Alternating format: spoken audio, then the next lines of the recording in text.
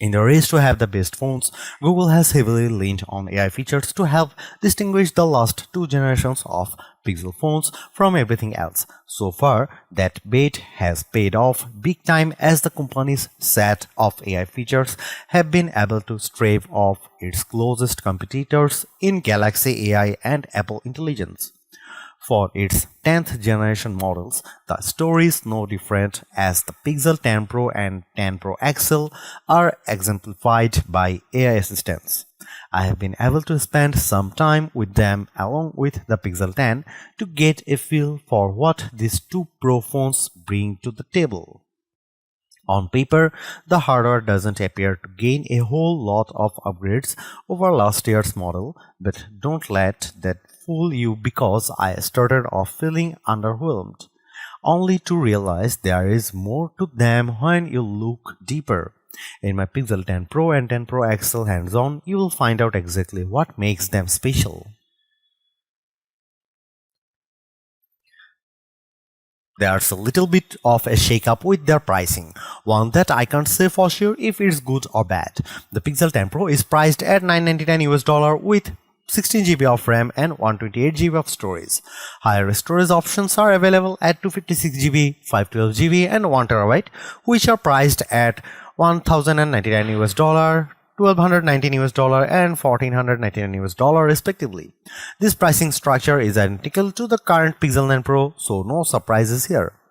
However, the surprise comes in the form of the price hike with the Pixel 10 Pro XL. That's because the starting price is now $1,199 US, which is an increase $100 over the Pixel 9 Pro XL's cost. I'm not complaining because it's a price hike nonetheless, but now it's accompanied by 256GB of storage, which is double the amount offered with the cheapest Pixel 9 Pro XL. I suppose this is okay given how its main rivals, the Galaxy S25 Ultra and iPhone 16 Pro Max, both start off with 256GB of storage. In terms of color options, you get your standard black and white options, porcelain and obsidian. If you want color, then you will have your choice between moonstone and jade. Between them, I prefer moonstone because it reminds me of the bay color of the Pixel 8 Pro, whereas jade doesn't have as much color saturation as I'd want. Pre-orders for the Pixel 10 Pro and 10 Pro XL are available right now with full retail availability beginning on August 28. Not much has changed with either phone since they recycle the same design as their predecessors, and that's not a bad thing either. I'm a fan of smaller phones, so I naturally gravitate towards the Pixel 10 Pro. No matter your size preference, both phones continue to feel solidity built and premium. That's because they employ spacecraft-grade aluminum frame, polished edges and Corning Gorilla Glass Victus 2. On the back is the classic matte finish. This year's color options are a bit subdued in my opinion, seeing that the new colors, Jade and Moonstone, aren't as polarizing as prior colors. Still, there's no compromise with their constructions since they feature IP68 ratings. I really don't understand why Google continues to keep the temperature sensor, which is situated on the back near the LED flash. I suppose if there is a room and there is no major price hikes, it's one of those let's just throw it in features. If you look at the display specs of both phones, they are familiar because they are no different from last year's models. So that's a 6.3-inch Super XDR display for the Pixel 10 Pro and a 6.8-inch one for the Pixel 10 Pro XL. Indoors, they look amazing and have all the hallmark qualities that OLED screens offer. What I am really interested is in how bright either phone can get because the Pixel 9 Pro XL still has the record for the brightest screen we have been ever tested by reaching 2469 nits. Google only needs to beat itself, so it would be only setting the bar higher for everyone else. Google has it rated for a peak brightness of 3300 nits, but I just hope it can exceed the 1769 nits that the Pixel 9 reached. I spent more time checking out the Pixel 10 Pro and 10 Pro XL cameras during my hands-on time. First of all, you should know that the triple camera system on both phones are identical to one another. So that's a 50 megapixel main shooter, 48 megapixel ultra-wide, 48 megapixel telephoto with 5x optical zoom, and a 42 megapixel selfie. Secondly, the camera specs are identical to last year's phones. It would have been nice to get some new hardware upgrades, but that means a lot is going to hinge on new processing algorithms to get more out of them. Google mentions there's improved low light capabilities with both phones, including shooting and video with their updated video boost features, but I'll be the judge of that once they are properly tested. The most appealing aspects of the Pixel 10 Pro and 10 Pro XL cameras is how they'll heavily lean on more AI features. I got to try many of them and let me tell you, they are impressive. Google Pixel 10 Pro and 10 Pro XL adds ProRes Zoom. This one is exclusive to the Pixel 10 Pro and 10 Pro XL, which uses AI to process photos using generative AI models to enhance them. From the other side of the room, I used the 48 megapixel 5x telephoto zoom camera with the Pixel 10 Pro XL to capture an Android figurine that looked super soft and noisy through the camera app, but ProRes Zoom kicks in to process the image and adds more detail to the shot. The side-by-side comparison looks impressive as the ProRes Zoom enhanced shot came out substantially better. I also briefly tried out Camera Coach, which is a Gemini-powered feature that guides me to take better photos through on-screen instructions through the camera app. This one's promising because it can make you take better photos, but I'm curious to see how well it works with more situations. As much as I love Base take on Pixel, the issue I have with it is that I have to constantly take several photos to make it effective at swiping face out. Well, I'm thrilled that Google solves the problem with Auto Base Take, which now works with only a single capture. That's because it's using AI to analyze faces to generate options I can switch out after taking the shot. I tried it out with the Pixel 10 Pro Fold, but it works just the same on the rest of the Pixel 10 lineup. While ProRes Zoom is impressive, I think Edit with Ask Photos will be more of a revolutionary feature. It takes the generative AI capabilities of its Reimagine feature, but now makes it much easier to edit photos by just typing in your descriptions. I was able to transform my collared shirt into a plaid blazer, which I think looked convincing.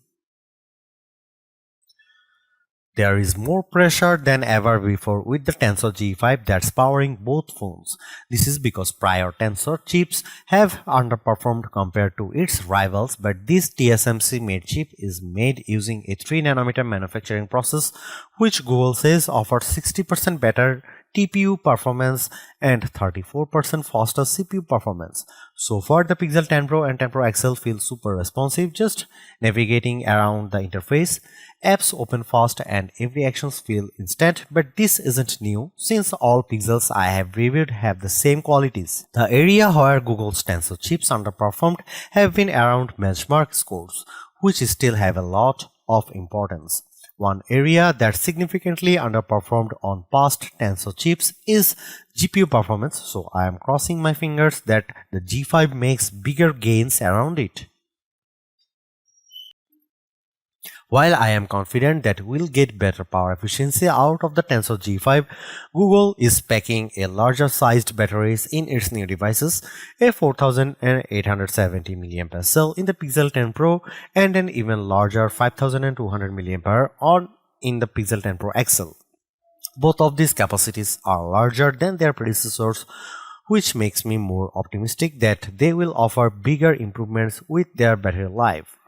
Rumors about Google offering QI2 support for its Pixel phones have been around forever, but it's finally a reality with the Pixel 10 series thanks to PixelSnap. There are now magnets embedded into the Pixel 10 Pro and 10 Pro XL that allow them to work with new accessories, including a new PixelSnap charger with stand for wireless charging. I have even attached my MagSafe wallet to the back of the Pixel 10 Pro and it works like a charm, so I'm stoked about this edition. Speaking of wireless charging, PixelSnap offers QI2 wireless charging support up to 15 watt with the Pixel 10 Pro and an even faster 25 watt wireless charging speed with QI 2.2 support for the Pixel 10 Pro XL. If you want the fastest charging times, the Pixel 10 Pro XL supports 45 watt wire charging while the 10 Pro offers a less impressive 30 watt.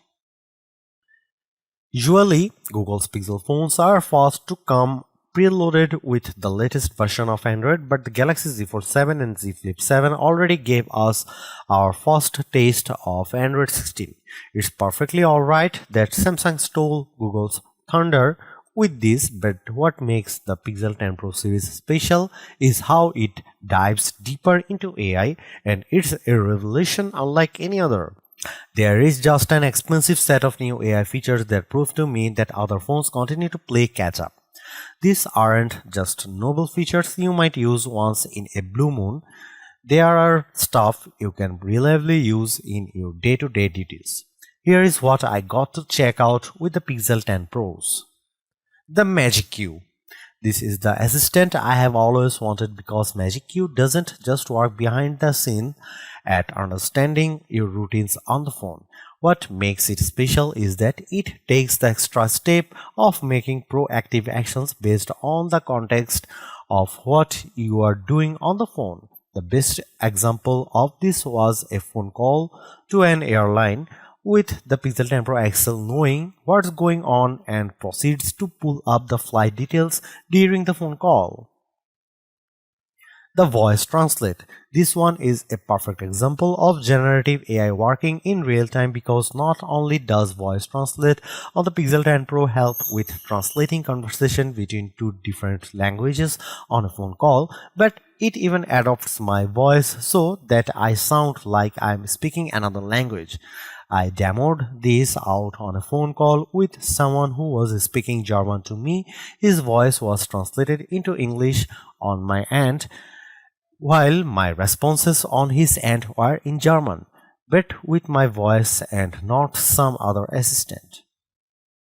Take a message. I have already put the Pixel's call screen feature to the test against Apple's version, but the Pixel 10 is adding to an experience with a feature called Take a Message. When you miss or decline a call, it will create a suggestion based on the context of the missed call message. Another thing worth pointing out about the Pixel 10 Pro and 10 Pro XL is that they get a 12-month Google AI Pro subscriptions, whereas the Pixel 10 doesn't. This gives them access to the best AI tools like being able to generate video with Veo 3, more researching capabilities, and all the AI multimodal capabilities with Gemini Live. This subscription normally costs $20 per month, but Google Pixel 10 Pro owners won't have to worry about that for a whole year.